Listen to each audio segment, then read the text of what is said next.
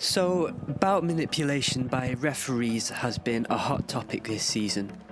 It's not really a new thing, but things are starting to come out in the open more. USA Fencing have commissioned an independent investigation on the issue, but it is uncertain how much that will actually reveal. There are quite a few different fencers and referees who are suspected of, cheating basically.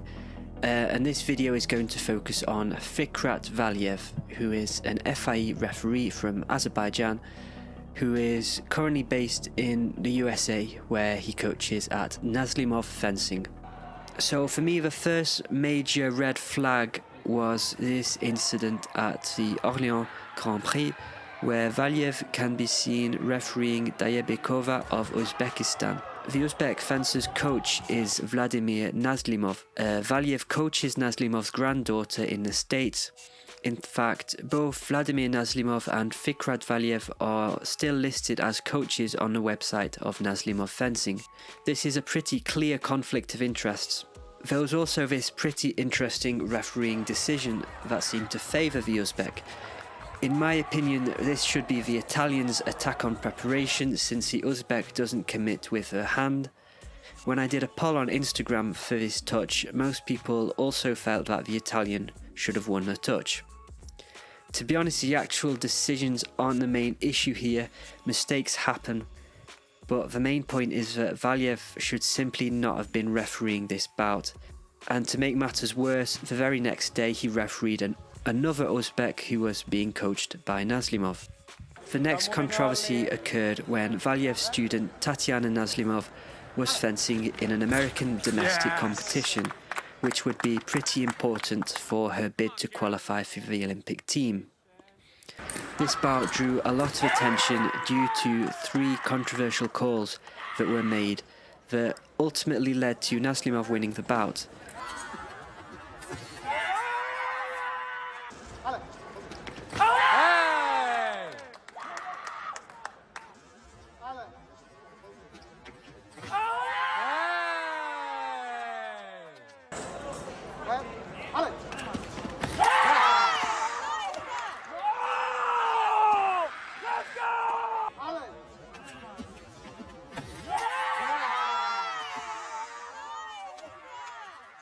Jacobo Morales, an FIE-rated Mexican referee, was initially designated to referee the bout, but he passed it on to a less experienced referee, Brandon Romo. However, Morales then sat next to Romo, alongside Valiyev, and appeared to pressure the referee into giving the touches to Nazlymov by using hand gestures.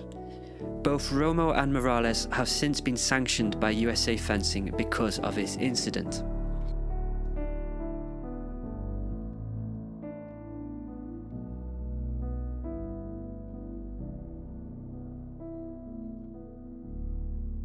Now, not long after all of this, Valiyev was coaching Nazlymov at a World Cup in Lima.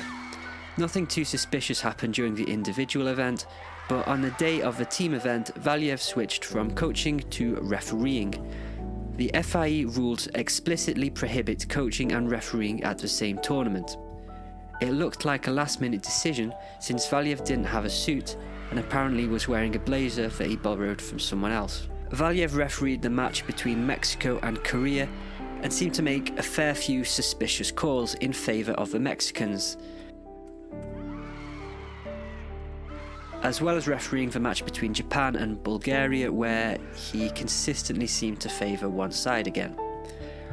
Regardless of the actual calls though, you have to ask the question, why was Fikrat Valiyev once again refereeing when he explicitly should not be allowed to?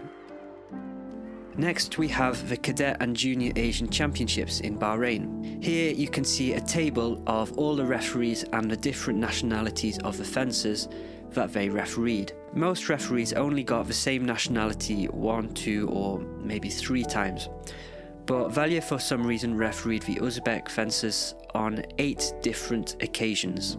Interesting coincidence, given that the allocation of referees is meant to be at least partially randomised. Most recently, we had the Cadet and Junior World Championships. In the Cadet men's sabre, Valiyev made 2 very strange decisions. once again favouring Uzbek fencers. But it was different opinion. We have different opinion. Pretty much any casual fencer would give this touch to the Korean. When I polled on Instagram, the results were overwhelming. The fact that 2 FIE referees couldn't make this call is incredibly worrying. Then there was this touch in the semi-final.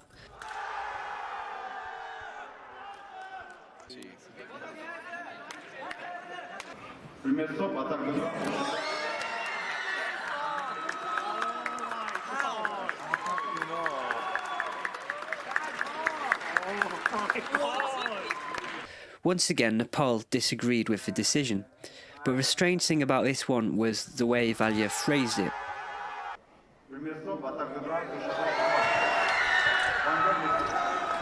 From the people I spoke to who would have given a touch to the Uzbek, the phrase they used would have been attack counter-attack, basically saying that the Uzbek started faster and committed to the attack earlier, which I would disagree with, but would still see it as a reasonable call. However, Valiyev uses the phrase attack stop, basically saying that the Japanese makes an attack, then stops, then attacks again, which is clearly not what happened. So it's worth noting that Vladimir Nazlymov was not coaching any of these Uzbek fencers here. In fact, the Uzbek coach was none other than Luigi Tarantino, who you might also recognise as a coach of Youssef Al-Shamlan, another controversial fencer. So this raises the question of why would Valiyev be helping these Uzbek fencers?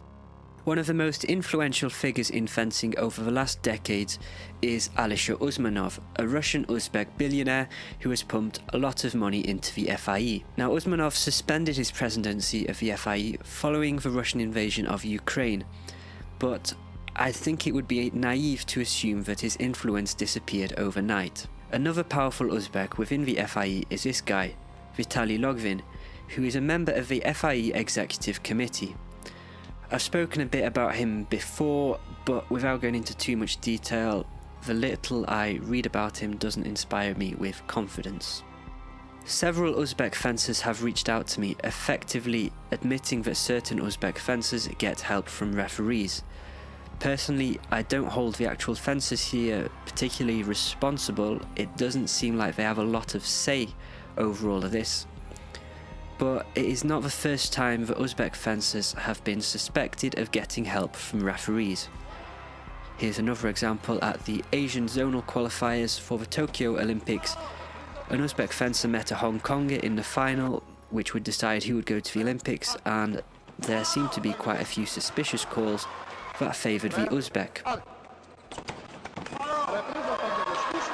So yeah, as you can see, there is no smoking gun, no single piece of unquestionable evidence, but when you look at everything that has happened over the last few seasons, to me it does paint a very concerning picture about the sport.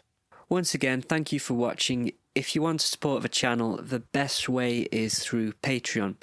It's $3 a month. I can't promise much in terms of perks, but I did recently post an exclusive tactical analysis video over there, and I will try and do some more exclusive Patreon content if I have time and if more people join. Cheers guys, thanks.